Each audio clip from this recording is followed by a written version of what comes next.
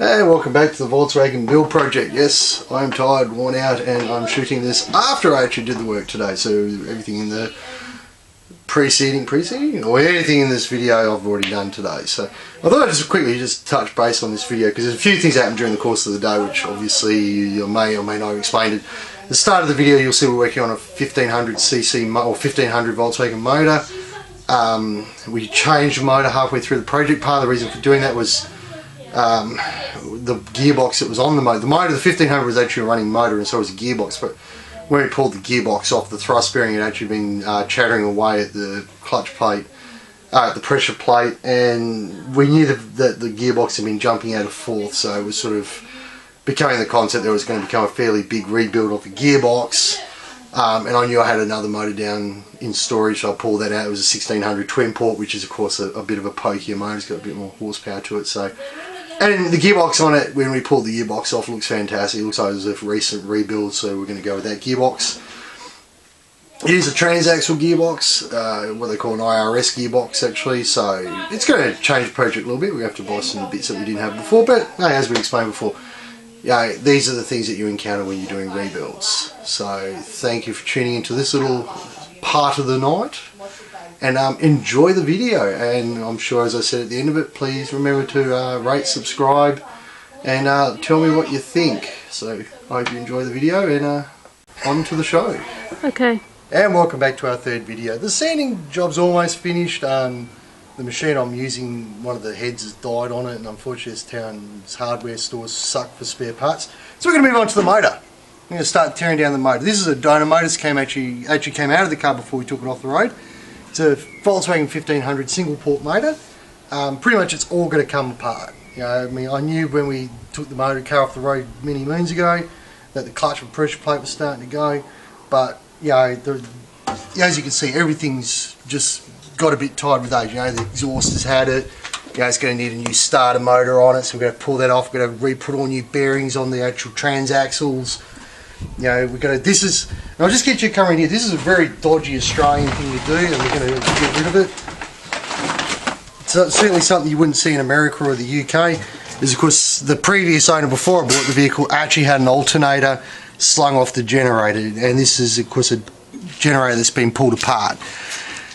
You can now get these generators repacked with an actual alternator interior, so we're probably going to pull this off, send it away, get it cleaned up and get it repacked with an actual alternator interior.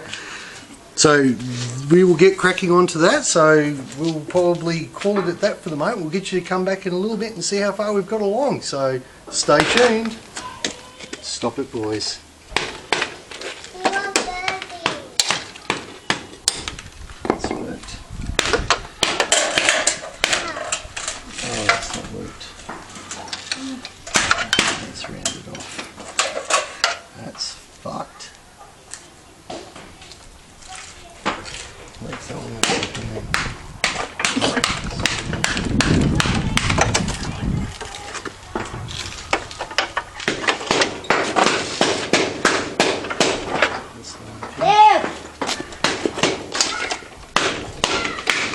Oh, yeah, okay, come on from that side there.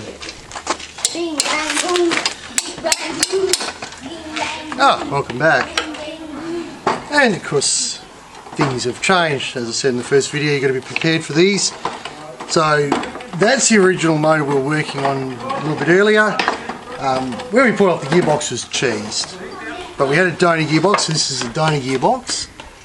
And of course, we pulled the donor gearbox, it's recently been rebuilt by look at that. It actually looks like it's in perfect order. It's absolutely fantastic. You see that's all been replaced. It looks brilliant. Even on the clutch and pressure plate, it looks actually absolutely fantastic.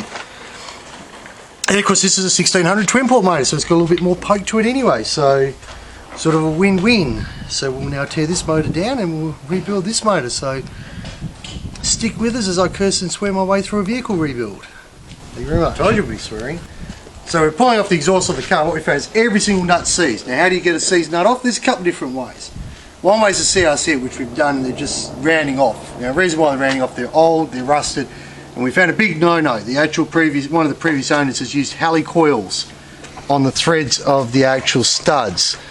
This is this little bit here that you can sort of see me touching. These are actually helicoils. They're designed more to repair threads inside the motor or inside an existing thread, not to actually expand the thread on a stud. So this is probably what half our problem is. So when you've got nothing else, you use a chisel, and what we're going to do is we're going to split the nut. So you literally just get purchase on your nut. You can come around, get purchase on your nut, and then strike it with the hammer. And it takes a little while to do, but it will eventually snap the spread it, and you'll be able to take it apart. And we're almost there.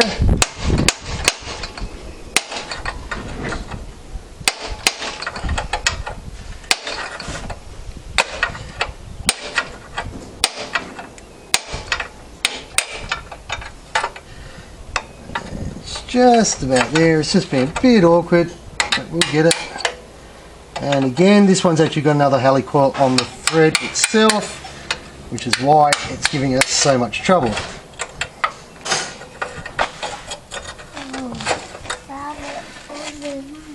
And if you do it right, you'll end up with something like that. Nice little split nut. We're not going to recover the nuts, obviously, so we can just go in the bin. And let's see what other disasters we can find along the way. Stick with us. Well, that's done for the day. As you can see, a couple of hours ago we started off with a 1600 twin port motor that was mounted to a gearbox. It's now off the gearbox. As you can see, all the heat shrouds have now been taken off, as has the exhaust manifold, the inlet manifold, the front floor, the front pulley wheel, all the shrouds, all stripped down, ready to be pulled apart a bit further in the next couple of days. As I said, there was a lot of swearing, a lot of stripping of bolts and splitting of bolts. As you can see, helicoils were used heavily by the previous owner, as I said before. That's what this is, a helicoil. It's really fucked our days around. Half these studs will have to come out and be drilled out. But all in all, this is what we said in the first video. It's not easy, and certainly there's no profit to be made in these things. You just do it for the fun of it. So stick with us. We'll come back in a couple of days when I've got some more time off, and we'll do some more videos. Thank you very much for watching. Please remember to rate, subscribe, and we'll see you next time.